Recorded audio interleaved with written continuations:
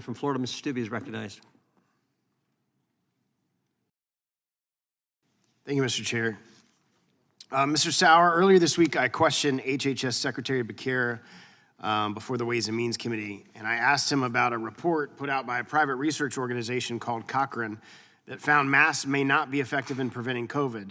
That same organization did an about-face a few weeks later. Like on January, they issued the report finding there was no scientific evidence or proof that masks worked, and then on March 10th, they issued a report that basically said, well, what we said before was not fully accurate. Secretary Becerra claimed that he had no knowledge of HHS or anyone in the administration pressuring Cochrane to withdraw their findings, and I specifically asked him that. He was under oath. I specifically asked him if he knew if anybody in HHS had information as it related to that. From your experience, has HHS pressured private organizations to take certain stances and censor information regarding COVID? Yes, our evidence includes pretty extensive emails involving senior HHS officials, including within the Office of the Secretary, involved in these kinds of pressure campaigns to engage in censorship. We also have extensive evidence of sub-agencies within HHS, which is described in some detail in my written testimony, including NIAID, NIH, and the CDC. Well, and the Biden administration, in these emails, much to the chagrin of my colleagues on the other side who say there's no evidence that Mr. Flattery was working with Facebook. I mean, these emails that you put are actually part of your statement today. Is that correct? That is correct. And I mean, you have conversations here about content. You have conversations here about vaccines. You have Facebook sharing attachments and research with Mr. Flattery. You have Mr. Flattery telling them, I think, like actually telling them what Facebook should be doing. And I'll just read a quick excerpt, and again, this is in the materials that you provided the committee.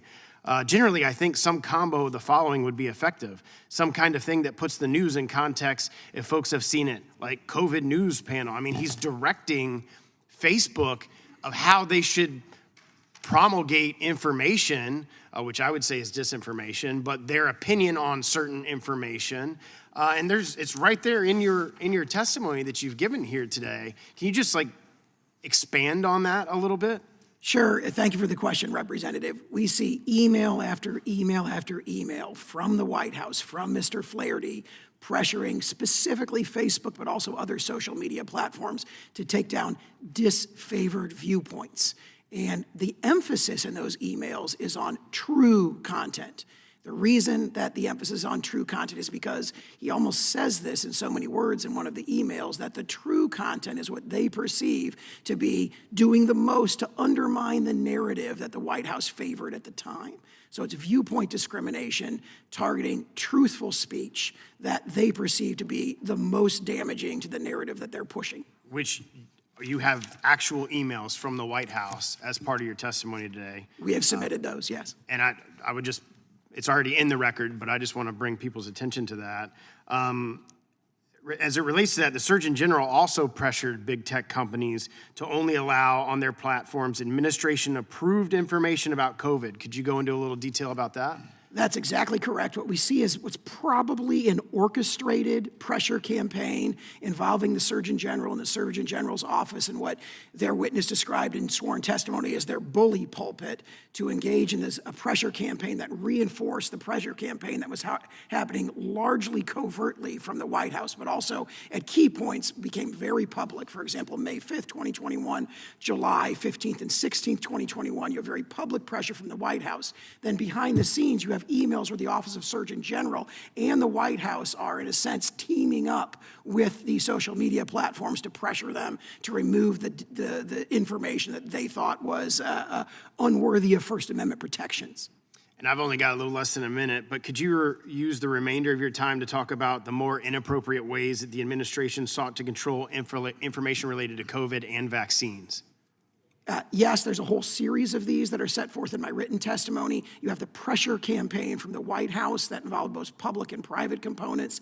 That was executed in, as I said, kind of in tandem with a similar pressure campaign from the Surgeon General's office. But also you see both extensive evidence of federally induced censorship out of NIAID under the leadership of Dr. Fauci, and also the CDC, who we haven't mentioned today. You see the CDC both having meeting after meeting after meeting and flagging specific content, individual posts in large numbers saying, be on the lookout for this. This is what we, the CDC, want you to censor. And you see the platforms responding by kind of deferring to the CDC and allowing the CDC to dictate what Americans can and cannot say on social media.